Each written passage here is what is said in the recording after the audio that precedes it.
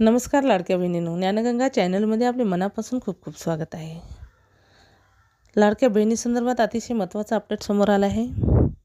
मुख्यमंत्री माझी लाडकी बहीण योजनेला सरकारी अधिकाऱ्यांच्या आणि कर्मचाऱ्यांच्या निष्काळजीपणामुळे तसेच गैरप्रकारामुळे मोठा फटका बसला आहे. या योजनेत तब्बल 13,415 शासकीय महिला कर्मचाऱ्यांनी नियमबाह्य आणि बेकायदेशीरपणे लाभ घेतल्याचे राज्य सरकारने अधिकृतपणे मान्य केले आहे.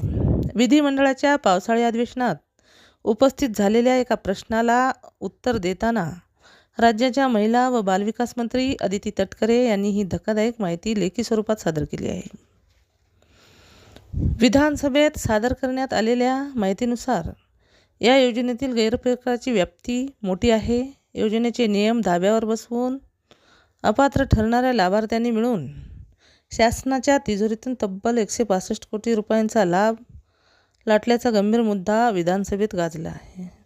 धक्कादायक बाब म्हणजे केवळ महिलांसाठी असलेल्या या योजनेत अनेक पुरुष लाभार्थी देखील आढळले आहेत. पुरुषांच्या नावाने अर्ज मंजूर होऊन त्यांच्या खात्यात पैसा जमा झाल्याचे उघडकीस आले आहे. अपात्र लाभार्थ्याकडून पैसे वसुलीचे जिल्हाधिकाऱ्यांना आदेश देण्यात आले आहेत. घोटाळा समोर आल्यानंतर सरकारने तात्काळ पावले उचलत कडक कारवाई सुरू केली आहे. योजनेत समाविष्ट असलेल्या सर्व पुरुष लाभार्थ्याचे आणि पडताळणीत अपात्र ठरलेल्या शासकीय कर्मचाऱ्यांचे बँकेत जाणारे हप्ते तात्काळ प्रभावाने बंद करण्यात आले आहेत. नियमबाह्यपणे बँक खात्यात जमा झालेली रक्कम परत मिळवण्यासाठी संबंधित शासकीय विभाग आणि सर्व जिल्ह्यांच्या जिल्हाधिकाऱ्यांना कडक निर्देश देण्यात आले आहेत.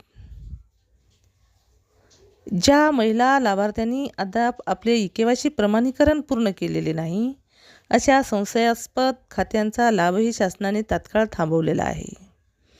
नियम आणि अटींचे उल्लंघन करून शासनाची दिशाभूल करणाऱ्यावर आणि या प्रक्रियेत सामील असलेल्या दोषीवर येत्या काळात फौजदारी गुन्हे दाखल होणार का याकडे आता सर्वांचे लक्ष लागले आहे. जर तुम्हाला शेतीविषयी अशीच नवनवीन माहिती जाणून घ्यायची असेल तर आमच्या चॅनलला सबस्क्राईब करा.